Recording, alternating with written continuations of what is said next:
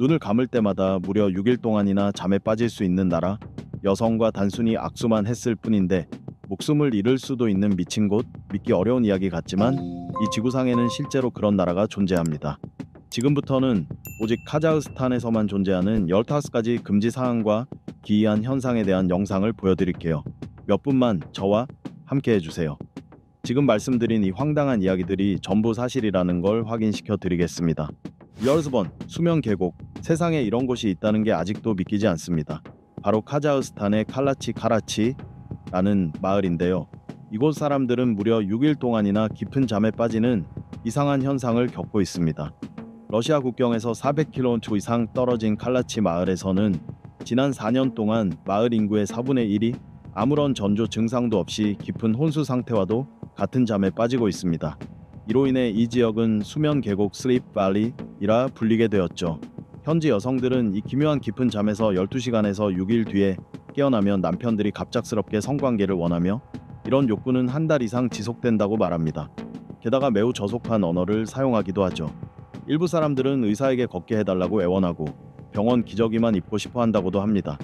어린이들은 환각을 경험하며 괴물이나 어머니 이마에 있는 거대한 눈을 보았다고 주장하기도 해요.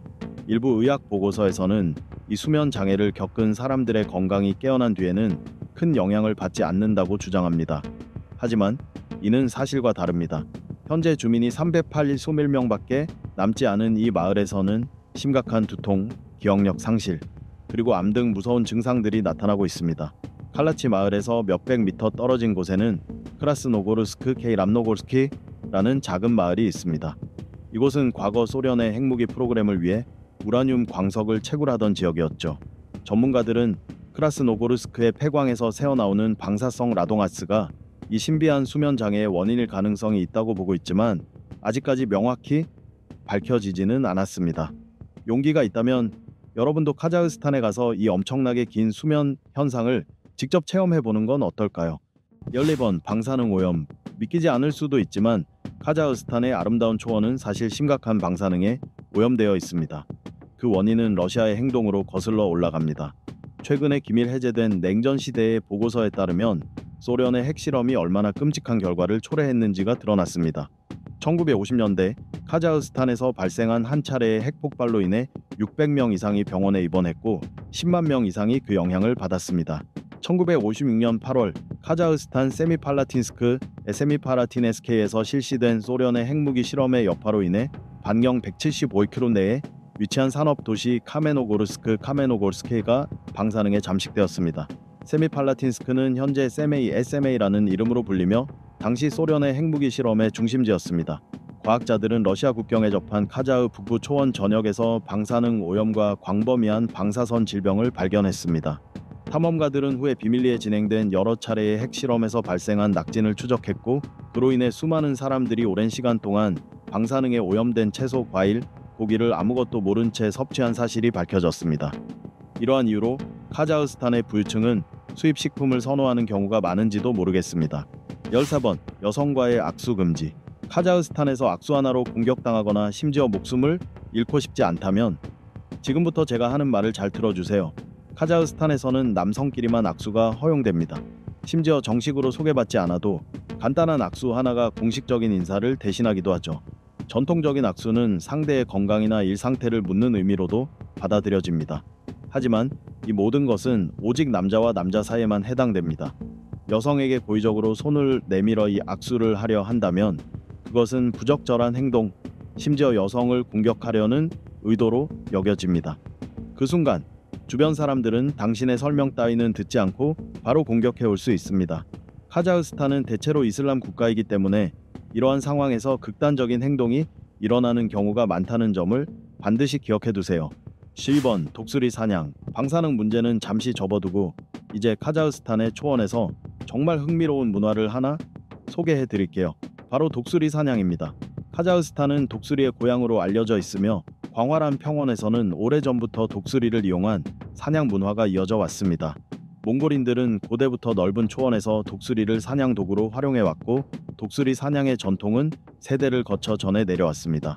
사냥용 독수리를 길들이는 일은 많은 카자흐 사람들의 삶 속 깊이 자리 잡고 있습니다. 이 사냥에는 세 가지 주요 요소가 있습니다.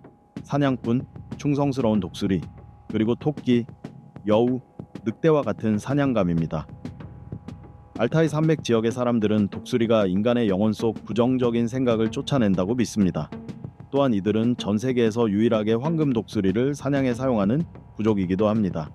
독수리 사냥은 카자흐족의 전통적인 생업이며 15세기부터 독수리를 사냥 동반자로 활용해 왔습니다. 카자흐족의 독수리 사냥 전통은 수많은 세대를 거쳐 전해 내려오며 혹독한 겨울을 이겨내기 위한 식량과 모피를 제공하는 데 큰 역할을 했습니다. 튼튼한 말과 사나운 독수리는 한때 전사들에게 없어서는 안 될 동맹이었습니다. 11번. 자는 사람을 사진 찍는 것은 금지. 카자흐스탄에서 노숙자나 자고 있는 사람을 발견했을 때 절대 사진을 찍지 마세요. 이런 금기는 눈을 감고 있는 사람을 찍는 것이 마치 죽은 사람을 촬영하는 것처럼 여겨져 불운이나 질병, 나쁜 일이 생길 수 있다는 믿음에서 비롯된 것입니다. 또한 고택이나 역사적 유적지, 오랜 역사를 가진 장소들 역시 특별한 사건들이 있었던 공간으로 여겨지며 그 자체로 음침하고 부정적인 에너지를 품고 있다고 생각됩니다. 따라서 이런 장소들에서는 사진 촬영을 자제하는 것이 좋습니다. 만약 해당 장소가 보존된 문화유산으로서 사진 촬영을 금지하는 규정이 있다면 반드시 그 규칙을 따라야 합니다. 10번. 신부 납치. 카자흐스탄을 여행하는 여성이라면 반드시 조심해야 할 문화가 있습니다. 눈에 띄는 순간 공격이나 심지어 납치까지 당할 수 있기 때문입니다. 카자흐스탄의 남성들은 인신매매나 금전적 목적이 아닌 결혼을 위해 여성을 납치합니다. 이 나라에는 결혼을 앞두고 남성이 친구들에게 약혼녀를 납치해 집으로 데려오게 하는 전통이 존재합니다. 이 문화는 한편으로 흥미롭게 보일 수도 있지만 점차 왜곡되고 있는 것이 현실입니다. 많은 여성들이 이런 전통이라는 이름 아래 강제로 결혼하게 되는 사례가 늘고 있으며 당국은 이를 전통이라는 이유로 모른 척하는 경우가 많습니다.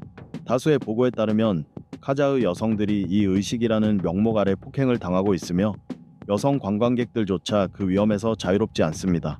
안타깝게도 이 나라의 치안 당국은 종종 남성 편에 서며 이런 행동을 묵인하는 경우가 많습니다. 9번. 다리 꼬고 앉기 금지. 편안한 자세로 앉을 수 있는 방법은 많지만 카자흐스탄에서는 다리를 꼬고 앉는 행동은 절대 피해야 합니다. 다소 말도 안 되고 비논리적으로 들릴 수 있지만 이 자세는 실제로 이 나라에서 금기시되고 있습니다. 현지인들 앞에서 다리를 꼬고 앉으면 그들은 불쾌함과 분노를 느낄 수 있습니다. 특히 격식을 차리는 자리, 나이 많은 사람이나 지위가 높은 사람을 만나는 경우, 전통 행사 등에서는 다리 꼬고 앉는 것이 매우 무례하거나 무시하는 행동으로 받아들여질 수 있습니다. 게다가 팔짱을 낀다면 대화 자체를 무시한다는 분명한 신호로 간주됩니다. 현지인들에게 꾸지람을 듣거나 심한 경우 공격을 당할 수도 있으므로 이런 자세는 반드시 피해야 합니다. 현지 사람들이 어떻게 앉는지를 잘 관찰하고 그들을 따라 행동하는 것이야말로 문화적 예의를 지키는 방법입니다. 8번. 여성의 동물 도살 금지. 여성 여러분, 다시 한번 강조드립니다. 카자흐스탄을 방문하게 된다면 절대 어떤 동물도 해치지 마십시오. 이 나라에서는 여성이 동물을 죽이는 것이 철저히 금지되어 있습니다. 카자흐스탄에서는 동물을 도살하는 일이 전통적인 농업 문화 속에서 흔하게 볼 수 있는 일입니다. 그러나 닭이나 돼지, 말을 잡는 일은 보통 남성의 몫입니다. 실제로 동물 도살은 가족과 공동체에 식량을 공급하는 농업 활동의 일부로 여겨집니다. 카자흐스탄 문화와 전통 속에서 여성은 농사와 가족 돌봄에서 중요한 역할을 하며 존중받습니다. 하지만 동물을 죽이는 일은 성별에 따른 믿음 때문에 여성에게 금지되거나 제한되는 경우가 많습니다. 현지인들은 여성이 동물을 죽이면 큰 원한이 생기고 고기가 맛이 없거나 오염된다고 믿습니다. 이 때문에 도살은 거의 100% 남성의 책임으로 여겨지며 여성은 이 일에 관여하지 않습니다. 초번. 실내에서 신발 신기 금지. 카자흐스탄에 발을 들이기 전에 반드시 주의해야 할 또 하나의 금기사항은 바로 신발입니다. 만약 실수로 신발을 신은 채로 현지인의 집에 들어가게 된다면 큰 문제가 생기기 전에 재빨리 나오는 것이 좋습니다. 카자흐스탄에서는 집에 들어가기 전에 신발을 벗는 것이 기본 예의입니다. 이것은 그 공간에 대한 존중과 배려를 뜻하며 당신의 청결함과 집주인에 대한 존경심을 보여주는 행동으로 여겨집니다. 만약 신발을 신은 차에 고의로 들어간다면 그것은 곧 당신이 집주인을 불결하게 생각하고 그들의 집이 더럽다고 여긴다는 뜻이 됩니다. 무슬림에게 그런 모욕감을 주게 되면 그 결과는 매우 심각할 수 있다는 사실을 기억해야 합니다. 다시 한번 강조하지만 카자흐스탄에서는 모든 행동 하나하나에 각별히 신중해야 합니다. 이적권, 빵을 쓰레기통에 버리는 행위 금지. 남은 음식을 버리는 곳은 당연히 쓰레기통이라고 생각할 수 있지만 카자흐스탄에서는 빵을 그렇게 버리는 것이 절대 허용되지 않습니다. 이 나라에서 빵은 깊은 감사와 영적 존중의 마음으로 먹는 매우 신성하게 여겨지는 음식입니다. 부모들은 자녀들에게 이 소중한 음식을 절대로 낭비하지 말라는 교훈을 가르칩니다. 빵을 쓰레기통에 버리는 행위는 그들의 문화에 대한 모욕이자 음식에 대한 경멸적인 행동으로 간주됩니다. 따라서 그런 행동은 삼가고 빵 한 조각도 남기지 않고 다 먹는 것이 좋습니다. 카자흐스탄에서는 다양한 형태의 빵이 존재하며 소비량도 매우 많습니다. 카자흐스탄에서 가장 오래된 빵은 바울삭으로 발효시킨 반죽을 기름에 튀겨내는 작은 크기의 빵입니다. 이 빵은 축제나 잔치에서 항상 제공되며 고기나 수프와 함께 즐겨 먹습니다. 2014년 9월 7일 알마티에서 열린 요리 대회에서는 7팀의 시어머니 며느리조가 참가해 무려 896kg의 바우르삭을 만들어 기네스 세계 기록을 세웠습니다. 놀랍게도 거의 1톤에 가까운 빵이 단 반나절 만에 모두 소비되었습니다. 5번. 말 젖에 대한 중독 수준의 사랑. 오늘날 카자흐스탄은 상당히 발전하여 오토바이나 자동차 등 다양한 현대 교통수단을 보유하고 있지만 말은 여전히 카자흐 민족의 일상생활에서 때려야 뗄 수 없는 존재입니다.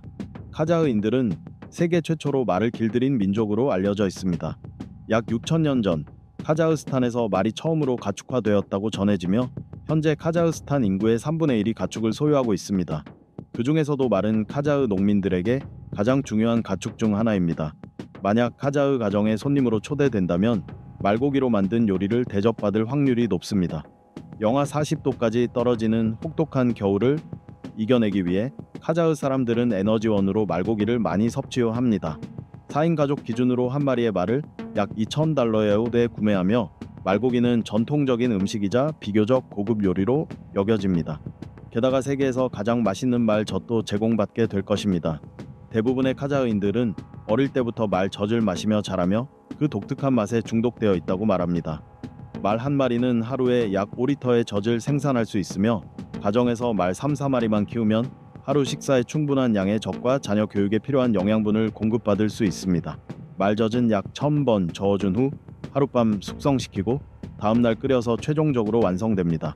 이렇게 만들어진 말젖은 아주 특별한 풍미를 가지고 있으며 모유와 유사한 성분을 가지고 있어 신생에게도 적합하다고 합니다.